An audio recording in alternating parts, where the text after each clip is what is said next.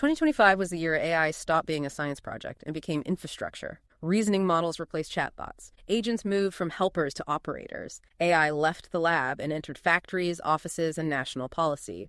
Hype cooled, but real deployment exploded. But before we dig in, did you know that 40% of you listening aren't following us? Come on, guys, hit that follow button and collect our episodes on pods.media.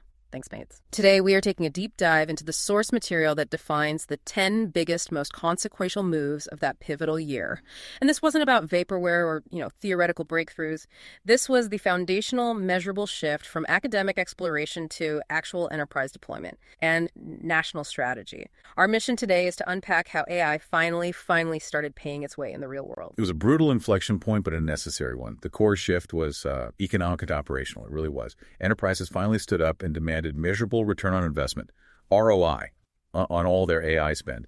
And so the entire focus moved away from chasing these, purely theoretical benchmarks. The whole how smart is the model question. Exactly. That question died. It became about achieving successful end-to-end task completion. Yeah. The sources are unanimous on this. The dedicated builders stayed and delivered production systems. The hype tourists, they just quietly left the field. Okay, let's unpack this massive shift then. Starting with what happened inside the technology itself. We're calling this section 1, the cognitive leap. Tracking the evolution from those, simple chatbots we all knew, to the rise of full autopilots. The first critical move was the reasoning model wars. Move 1 was seismic, and I don't use that word lightly. The arrival of models like GPT5 and Gemini3. Yeah. It officially marked the definitive end of that initial chat era. The chat era is over. What does that actually mean? Well, the expectation changed, fundamentally. We stopped interacting with models as just, conversational partners. We started viewing them as sophisticated planners, as executors. And what did that look like in practice? Our source material highlights that these new models weren't just faster or trained on more data. It was something else. It was a true cognitive leap. They became genuinely capable of planning multi-step tasks that required actual foresight. So not just step 1, but thinking about step 5. Exactly. And using external tools, remembering these incredibly long context threads, and this is the absolute key self-correcting when they hit a failure state. Right. So it can fail, see the failure, and try something else. Yes. And that capacity for robust planning immediately changed the enterprise mindset. If a model can do that, that's not just a language tool anymore. That's a colleague. An unpaid colleague. Well, the conversation instantly moved from that academic question, is this model smart, to the only question that the finance team cared about. Which was? Can this model finish the entire job reliably without a human babysitting it? Task completion became everything. So if those near reasoning models became the brain, then the agents became the automated hands and feet. That brings us to move 2. Agentic AI takes over. This was arguably the biggest behavioral shift of the year, according to the sources we analyzed. It wasn't just a software update. It was a fundamental re-architecting of how we issued commands to computers. From what to what? Well, requests changed from the old, simple imperative, write this email about the Q3 report, to something much more complex. It became a delegated command. Run the Q3 reporting workflow, analyze the stakeholder feedback, and then schedule the follow-up meeting with recommended attendees. The co-pilots, those helpful assistants, they just faded away. They faded rapidly as the full autopilots arrived from the giants. Microsoft, Google, AWS, OpenAI agents. They all had one. This sounds amazing in theory, but where did these agents actually start operating without a human stepping in? Give us some concrete examples. They moved into high-volume, structured tasks first. Things like handling support tickets from start to finish. The whole process. The whole thing. Running sophisticated market analytics, managing complex scheduling across multiple teams, compiling full publishable reports without a human ever touching the keyboard. But there has to be a catch. Oh, there's a crucial caveat. For this level of delegation to work, the table stakes changed entirely. You had to have rock-solid reliability, ironclad auditability. So you could track every single step the agent took for compliance. Precisely. And robust orchestration standards to manage these incredibly complex, interwoven workflows. Reliability and auditability. The words that kill the party but make the enterprise very happy. Okay, so those autopilots running the office floor lead us directly to move 4. This is personal AI becoming the daily operating system. And this is where, for the average knowledge worker, the sources declare that traditional search and the old inbox workflow just quietly died. I think most people listening just breathed a collective sigh of relief at that. The idea of inbox zero finally dying is a life goal. But practically, what did that feel like for the average person? Knowledge workers shifted away from this huge administrative burden of managing information. No more sorting hundreds of emails, frantically searching for documents. Organizing file structure. All of that. You started managing outcomes instead. The ultimate goal wasn't just surviving your inbox anymore. It was output, impact. That's a huge psychological shift, though. If I'm not searching and sorting, what am I actually doing all day? What replaced those systems? You moved from navigation to delegation. Think about your morning.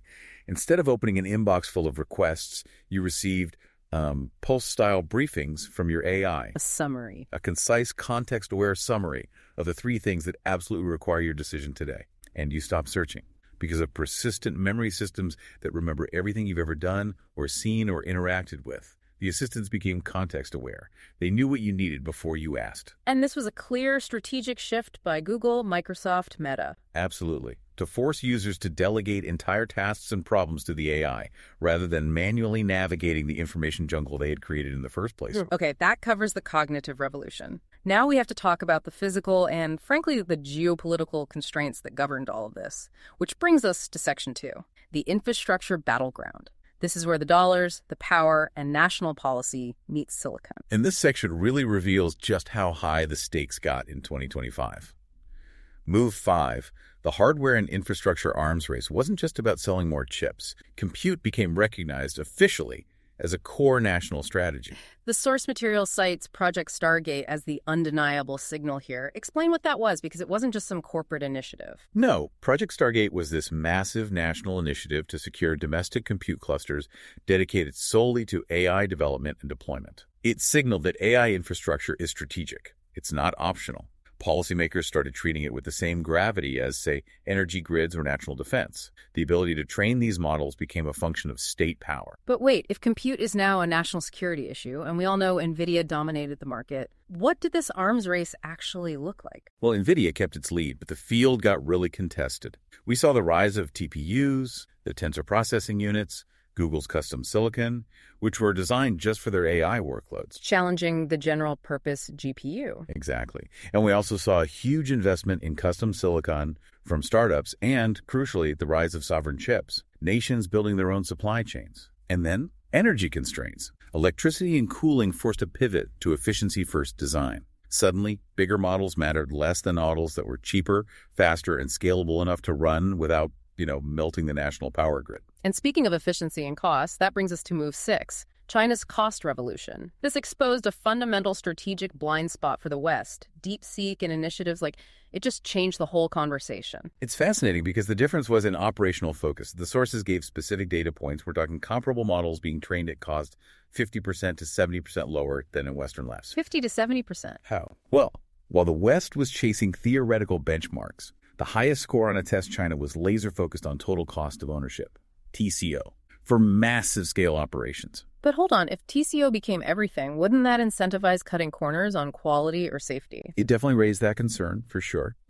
But the sources suggest the success came from deeply optimized hardware-software co-design and just different scaling philosophies, not necessarily from safety compromises. The strategic takeaway is that in the deployment phase, efficiency becomes the same thing as power. It's no longer about who has the single biggest breakthrough. It's about who can afford to run their models consistently at scale across their entire economy. Operational cost became the bottleneck, not raw intelligence. That's it, exactly. Which makes perfect sense. And those operational costs link directly to profits, which is Move 9. Enterprise AI ROI gets real. The era of AI theater where companies showed off a shiny, expensive demo with zero impact on the balance sheet that just died a painful, hard death. Boards had seen enough. The flashy presentations were over. They demanded proof. So dashboards replaced demos overnight. They wanted to see measurable profit lines. And those lines were simple. Super simple. Time saved, costs reduced, and concrete revenue unlocked. Yeah. That's it. The sources show this was very real. They use Europe's manufacturing sector as a clear example.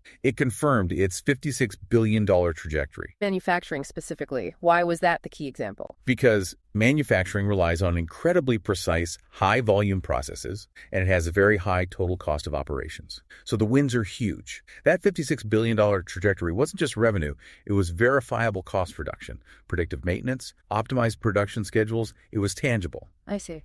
But what really stands out in the data is the contrast in adoption speed. Smaller firms, who weren't burdened by decades of legacy IT systems, moved much faster. They saw ROI quicker. Large incumbents, though, they struggled. They struggled mightily with what the sources call integration drag. Trying to jam these new agile systems into old, rigid frameworks. Yes.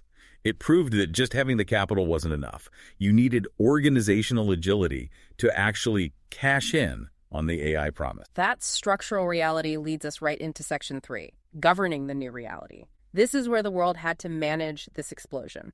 Let's start with Move 7. Regulation goes live. What's important to stress here is that 2025 was fundamentally not about banning AI. Regulators saw the economic inevitability of it all. They shifted their focus to defining the guardrails.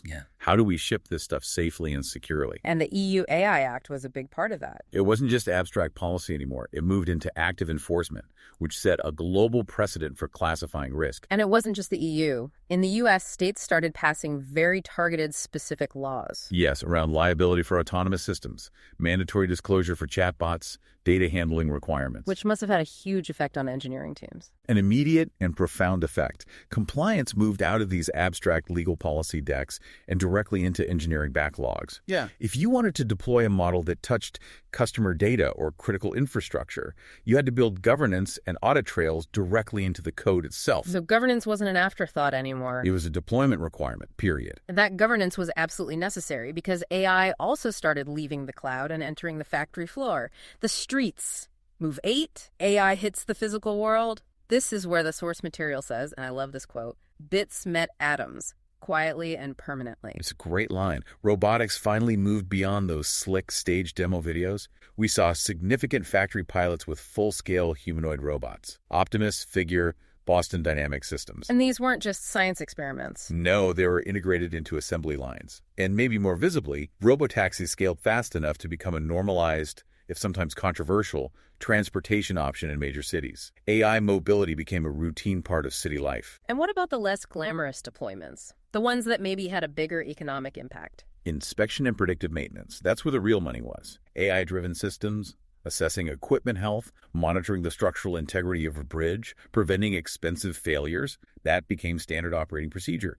In heavy manufacturing, utilities, infrastructure management, that quiet, permanent embedding of AI into critical physical workflows, the systems that keep the lights on, that's a defining characteristic of 2025. Unfortunately, that rush to the real world also brought a real-world, highly disruptive crisis, which brings us to Move 10, the deepfake security wake-up. This was the crisis point.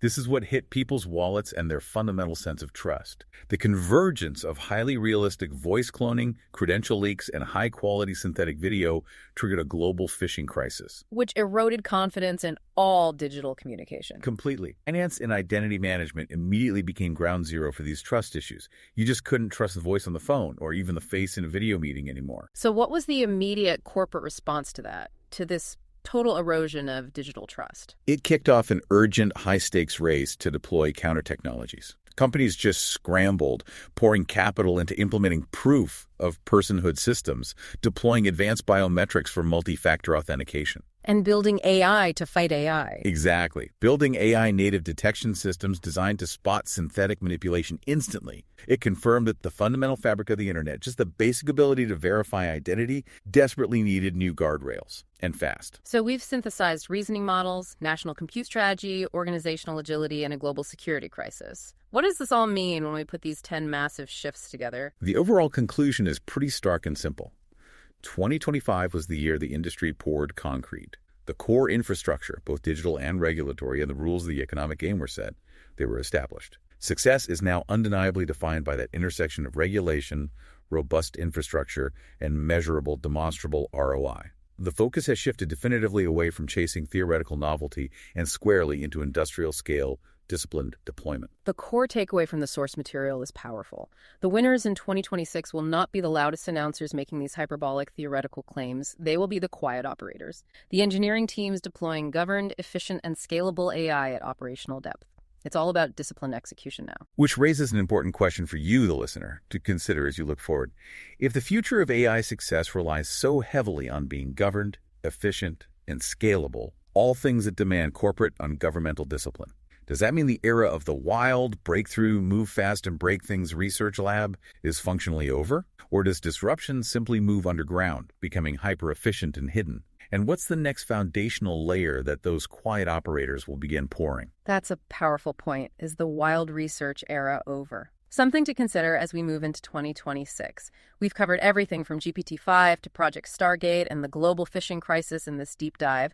That was the deep dive into the sources that defined AI's transformation into critical global infrastructure. Keep exploring, keep learning, and we'll catch you on the next deep dive.